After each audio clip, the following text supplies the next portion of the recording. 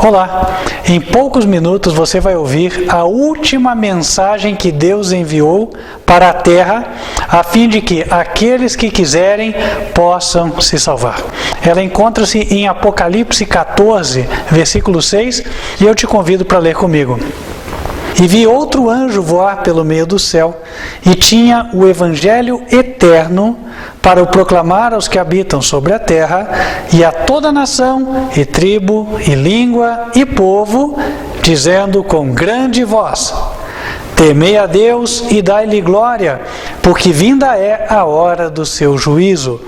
E adorai aquele que fez o céu, e a terra, e o mar, e as fontes das águas. Quando um anjo é visto voando no meio do céu, Deus nos leva a entender que é uma mensagem a qual será vista por todos. É como quando todos podem ver o avião no céu.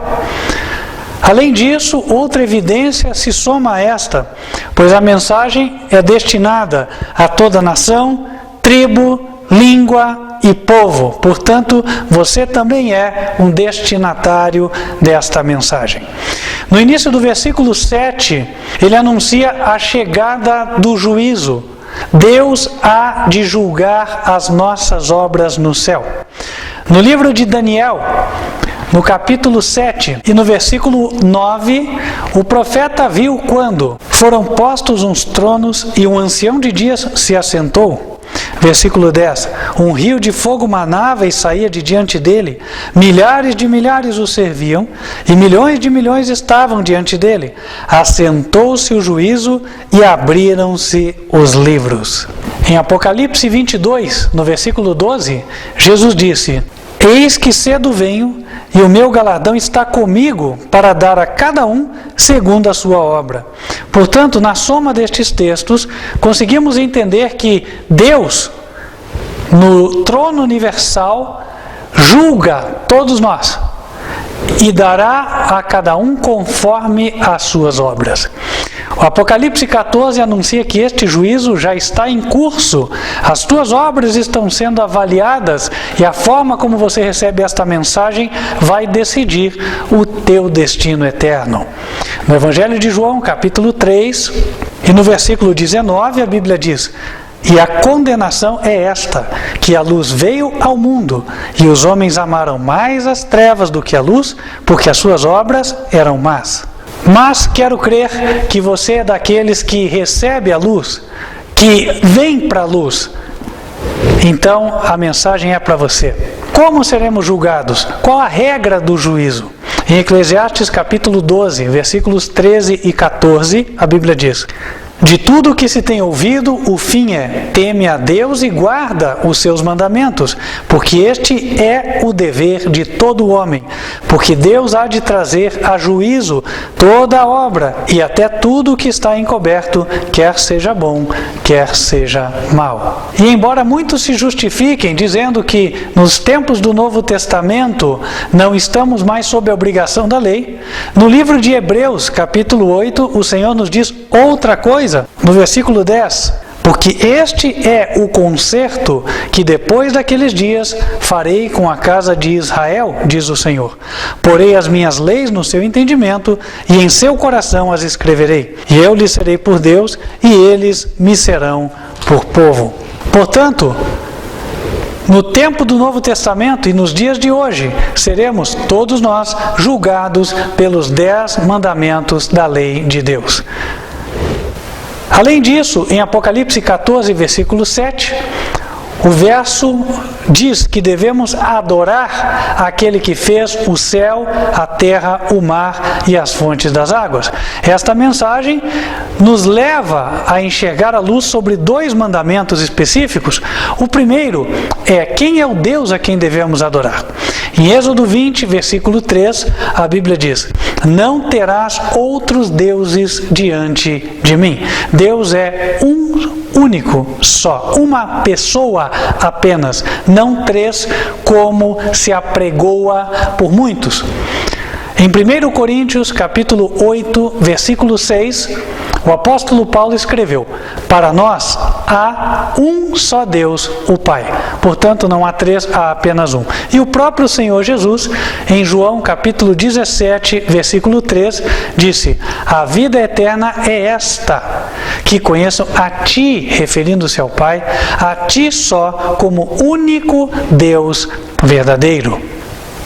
A ordem de Apocalipse 14:7, para adorarmos aquele que fez o céu, a terra, o mar e as fontes das águas, também se alinha com o quarto mandamento. Em Êxodo capítulo 20, versículo 8, o Senhor nos diz: lembra-te do dia do sábado para o santificar. 6 dias trabalharás e farás toda a tua obra, mas o 7º dia é o sábado do Senhor teu Deus. E justificando a razão pela qual ele deu o mandamento, no versículo 11 ele acrescenta: porque em 6 dias fez o Senhor os céus e a terra, o mar e tudo o que neles há, e ao 7º dia descansou. Portanto, abençoou o Senhor o dia do sábado e o santificou. Através da mensagem do primeiro anjo, Deus chama a atenção de todos, em especial da cristandade, para os 2 mandamentos que têm sido mais negligenciados. O primeiro, onde somos conclamados a adorar um Deus como Supremo, o Pai, e obviamente adoramos o seu Filho, porém não como Deus e sim como Salvador.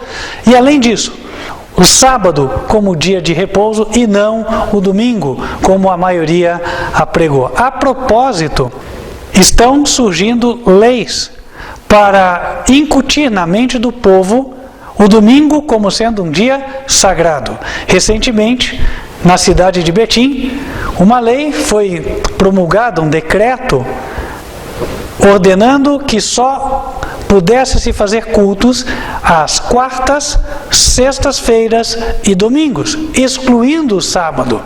Ora, isto vai diametralmente contra aquilo que o Senhor nos ensinou. Esta instituição do domingo como dia de repouso é denunciada na mesma mensagem de Apocalipse 14, porém um pouco adiante, a partir do versículo 9. E o seguiu o 3º anjo, dizendo com grande voz: se alguém adorar a besta e a sua imagem, e receber o sinal na testa ou na mão, também o tal beberá do vinho da ira de Deus, que se deitou, não misturado, no cálice da sua ira, e será atormentado com fogo e enxofre diante dos santos anjos e diante do Cordeiro. A besta pode ser facilmente identificada e a partir dela saberemos o seu sinal. Em Apocalipse 13, no versículo 4, é dito: e adoraram o dragão que deu à besta o seu poder. E adoraram a besta, dizendo: quem é semelhante à besta? Quem poderá batalhar contra ela? Portanto, a besta é um poder ou líder religioso. Além disso, é também um poder perseguidor dos servos de Deus. No versículo número 7 é dito: e foi-lhe permitido fazer guerra aos santos e vencê-los, e deu-se-lhe poder sobre toda tribo e língua e nação. Na Idade Média, o símbolo besta foi cumprido pelo papado medieval, que tinha autoridade sobre as nações da Europa e também perseguia e matava aqueles que liam e difundiam a Bíblia. A marca de autoridade papal, dita pelo próprio papado, é o domingo como dia de repouso. Está em contraposição, como já vimos, ao sábado do Senhor Deus. Aquele que tiver o sinal da besta, aquele que guardar o domingo conscientemente como for, o dia do Senhor, este tem o sinal na testa, porque a testa representa a consciência. E aquele que se abster, deixar de fazer o trabalho no domingo, porque o reverencia como dia santo, está tendo a marca na mão. Lembre-se que a mão direita é símbolo de trabalho. Deus diz que o dia que Ele separou é o sábado e não o domingo. Portanto, esta controvérsia sábado versus domingo será o teste que decidirá o teu destino eterno. Você tem uma decisão a tomar.